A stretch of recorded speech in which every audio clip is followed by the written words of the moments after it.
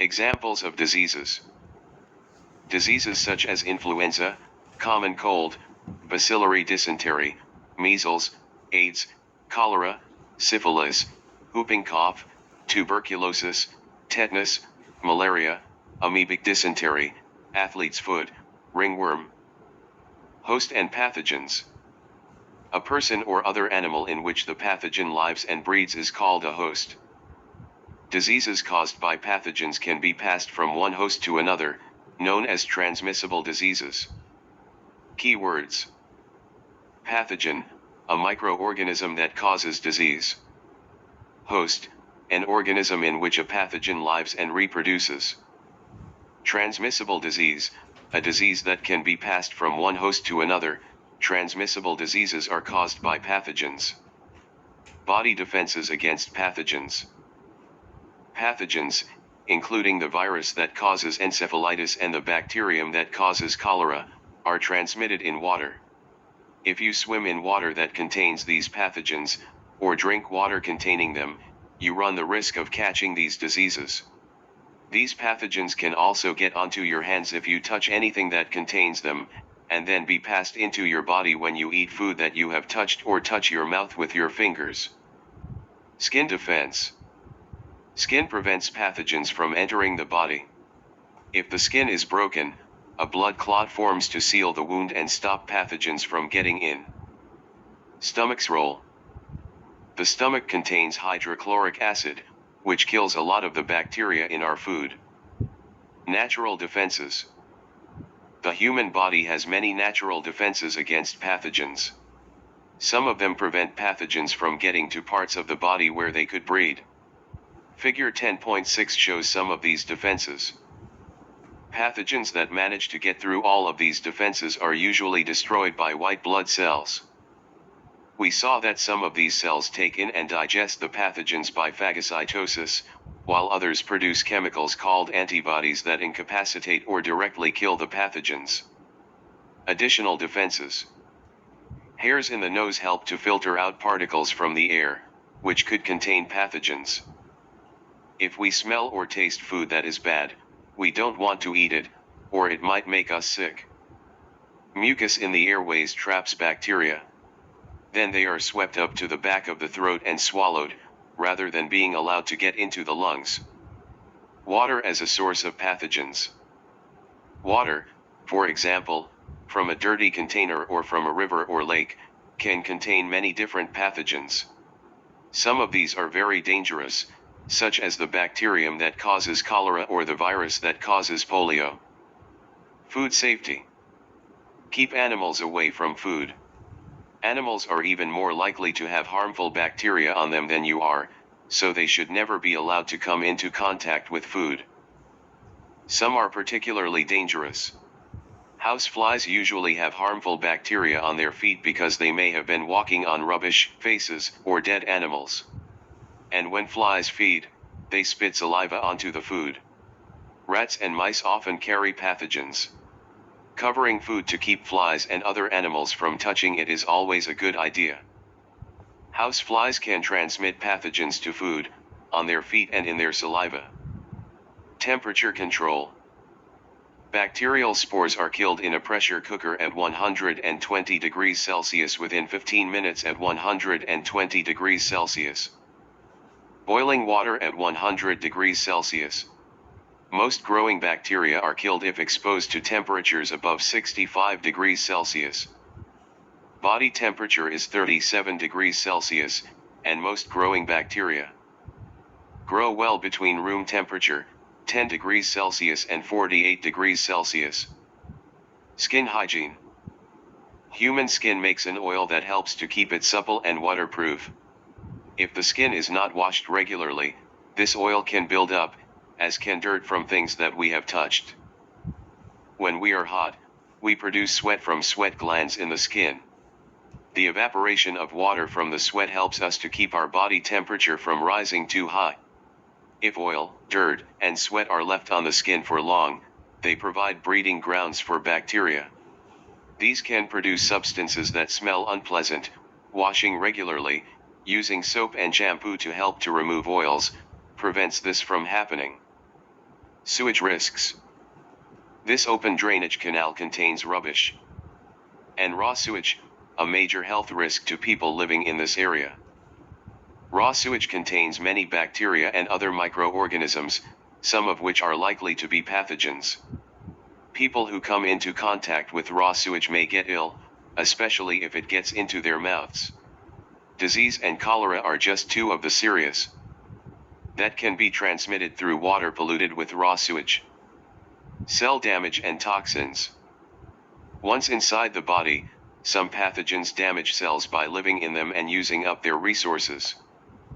Others cause harm by producing waste products, called toxins, which spread and cause symptoms such as high temperature and rashes and make you feel ill. Some toxins produced by pathogens are among the most dangerous poisons in the world. For example, the one produced by the bacterium Clostridium botulinum. Keywords: toxin, a poisonous substance, a chemical that damages cells.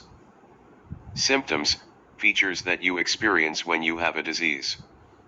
The movement of a pathogen from one host to another is called transmission.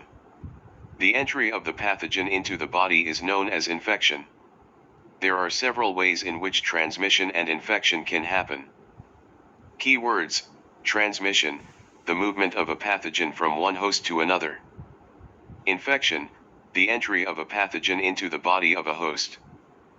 Some pathogens can be transmitted directly between an infected person and an uninfected person. These are known as contagious diseases. For example, the HIV virus, human immunodeficiency virus, can be transmitted through contact with an infected person's blood. The fungus that causes the skin infection athlete's foot can be passed on by sharing a towel with an infected person. Most pathogens are transmitted indirectly.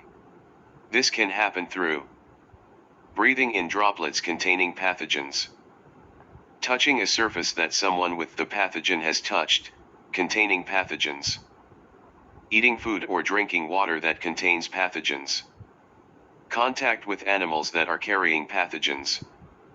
Cold, influenza, and COVID-19 viruses are carried in the air in tiny droplets of moisture. Every time someone with these illnesses speaks, coughs, or sneezes, millions of viruses are propelled into the air. If you breathe in the droplets, you may become infected. You can also pick up these viruses if you touch a surface on which they are present and then put your hands to your face. Bacteria such as Salmonella can enter your digestive canal with the food that you eat. If you eat a large number of these bacteria, you may get food poisoning.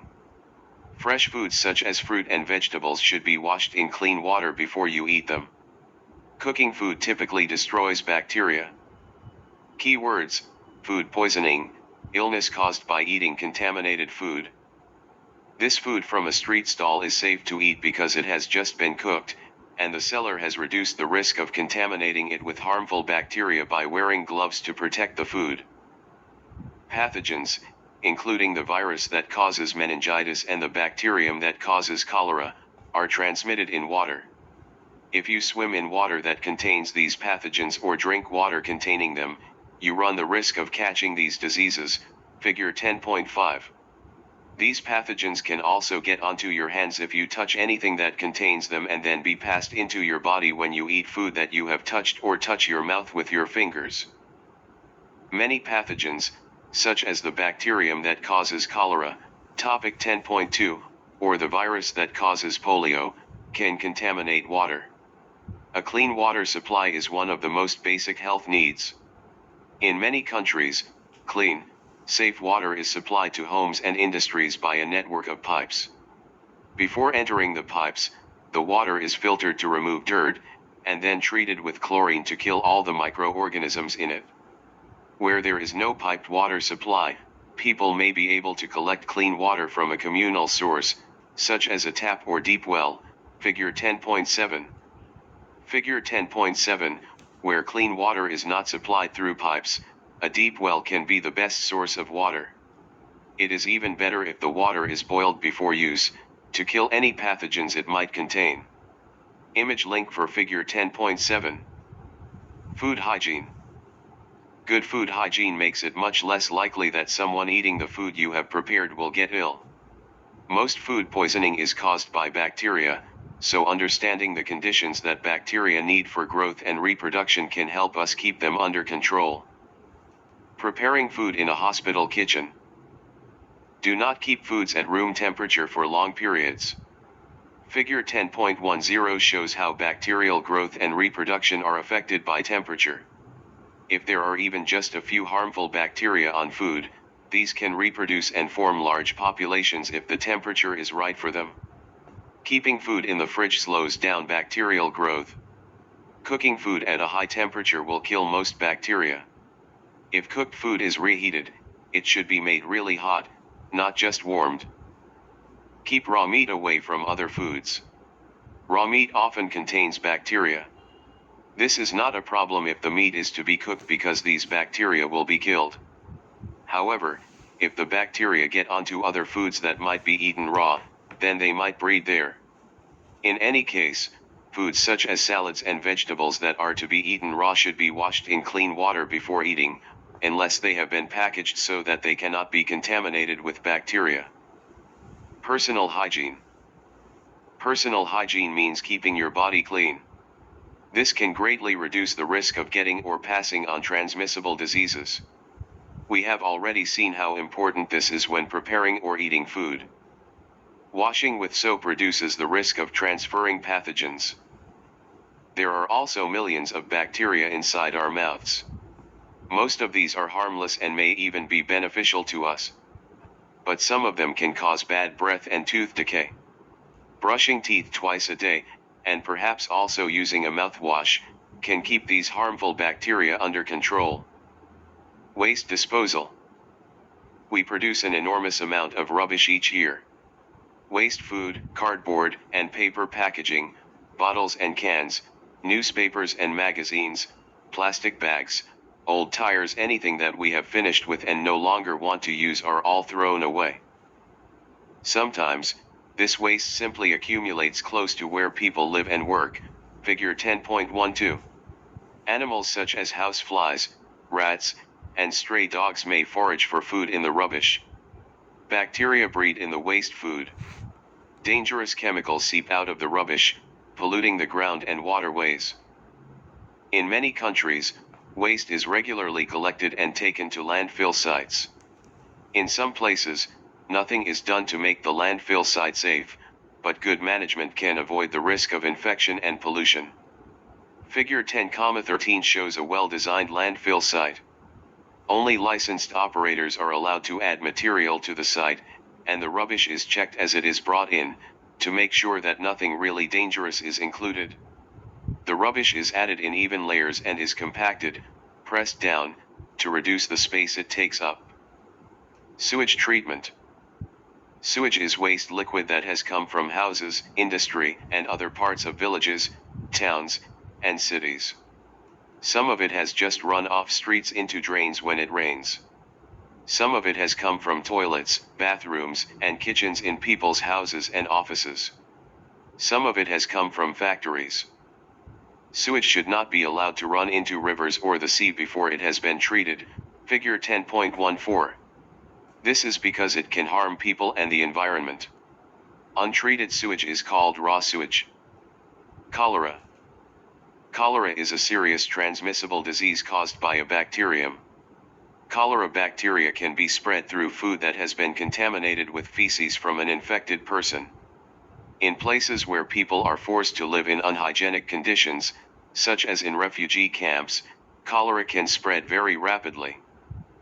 A very serious cholera outbreak happened in Haiti in 2010, following a major earthquake that displaced thousands of people from their homes. At least 8,000 people were killed by this disease. Cholera bacteria live and breed in the small intestine and produce a toxin, poison, that stimulates the cells lining the intestine to secrete chloride ions, figure 10.16. These ions accumulate in the lumen of the small intestine. This increases the concentration of the fluid in the lumen, lowering its water potential. Once this water potential becomes lower than the water 5,5 maintain health, Way supply is very important. Potential, or the blood flowing through the vessels in the walls of the intestine. Water moves out of the blood and into the lumen of the intestine, by osmosis. This is why cholera is so dangerous. The infected person suffers severe diarrhea, in which large quantities of water lately should be eaten are lost from the body in watery feces. Without treatment, death may occur, and the loss of chlorine ions from the blood. However, so long as enough can be given to replace these losses, almost every person suffering from cholera will eventually recover. People with cholera can be successfully treated by giving them drinks containing water, glucose, and salt, sodium chloride. This is called rehydration therapy. Cholera bacteria and diarrhea. A cholera bacterium has the long yellow-green thread is called a flagellum, and the bacterium uses this to move itself through a liquid.